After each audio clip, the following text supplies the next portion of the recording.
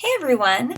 Today's video is going to be really short because I just wanted to share a game that I learned about at a media specialist meeting with you. This game is called Kaboom, and it's a great game that you can use for reviewing units in your classroom. The librarian that I learned about the game from used it as part of a stations activity for math classes, and it seemed to work really well for her, but I think it would transfer well to any subject area. All that you need to create this lesson is a package of popsicle sticks, a Sharpie, and some review questions.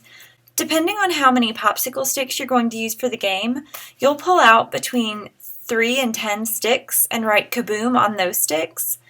Then you need to take each of the other sticks and write either a question or an equation on each, and then you'll place all of those sticks into a cup, and you'll put that in the middle of the table for your students. Again, the teacher that I learned this from used it for stations, so you may want to do this with small groups to be sure that all of your students are actually participating. The goal is to accumulate as many of these sticks as possible, and whoever has the most sticks at the end wins. To play, one student will pull a stick from the cup and try to answer the question on the stick, and the teacher can be standing by to tell them if they're right or wrong, or you can have a student who is assigned as the scorekeeper that keeps an answer sheet.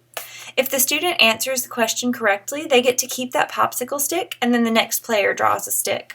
If they don't answer the question correctly, they have to put the stick back in the cup. So your students will continue drawing and collecting sticks, one student at a time. If a student draws one of the Kaboom sticks, they have to put all of their sticks back in the jar and start over. This is a really easy game that just wouldn't take a lot of prep work, but I think would really help your students with review at the end of a unit and getting them ready for a test. Like we said earlier, you could write math equations, vocabulary, important events, or really any test prep information on the popsicle sticks and make it work for this lesson for any content area.